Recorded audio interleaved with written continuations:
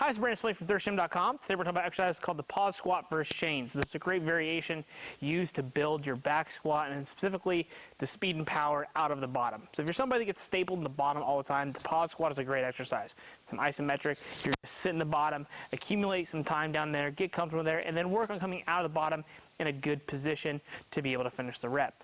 As I'm sure you know, when you do the squat, the hardest part of the exercise is in the bottom. Go in any gym, you're probably going to find that people are squatting super high, super ugly, and they're not comfortable in the bottom of the squat.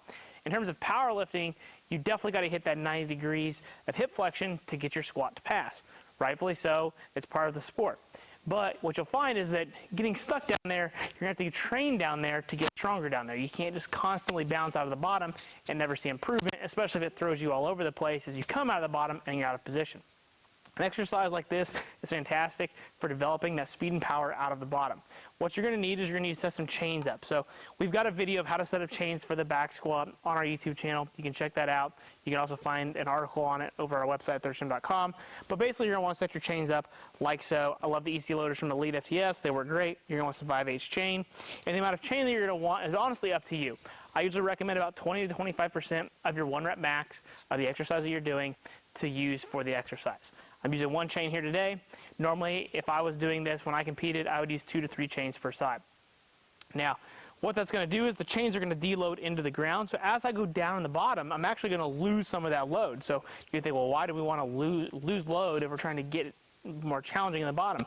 Well, as I pause down there, to come up out of the bottom, I'm going to have to accelerate hard because as I continue to come out of the bottom, more and more chain is then going to technically be loaded onto my body. So if I'm not coming out in a strong fashion, but also in a good position, it's going to get hard really quick, and where it's going to improve our strength coming out of the bottom. So to show you what it looks like here, it's going to be like your normal back squat. Nothing there is going to change. Just going to add the chains on there. We're going to pause for about a 1 to 2 count and then come out of the bottom, and I'll do a couple reps so you have an idea what it looks like. Over here. Let the weight settle as you unrack it, especially with the chains. You go down, pause, then come out strong. Down, strong.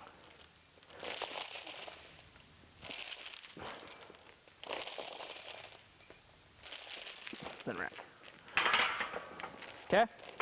So, what you're going to want to make sure when you go down there, all of your squat mechanics stay the same. Heel heavy, should feel the inside foot, feel the big toe, spread the floor, keep your chest tall, open those hips up, hit 90 degrees, sit down there in a good strong position, and as you come out of the bottom, you're going to drive your head or your traps up into the bar, here, boom, come out strong, all right? So, what we're trying to do when we're here with our programming, this is probably a supplemental based exercise. Sure, you can make it a max effort, heavy single, double, triple, whatever.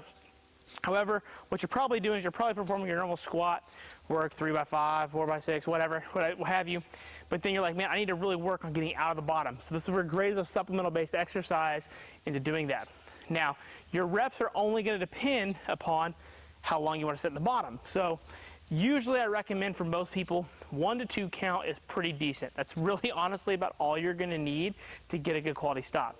Now, you could certainly go longer. I've made some people sit down there for 5 seconds to really get out of that stretch shortening cycle, get comfortable down there, come out of the bottom.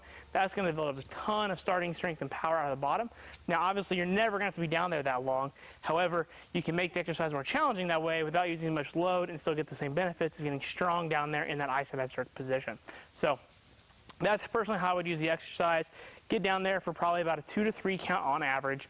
1 count may be too short for many people, so about a 2 to 3 count, and then about 3 to 4 sets of probably about 3 to 5 reps, and you'll find that's probably going to be a good place for the majority of your pause squat work to be, especially with the chains. So if you got any questions, please feel free to leave them in the comment section. Thanks. Have a great day.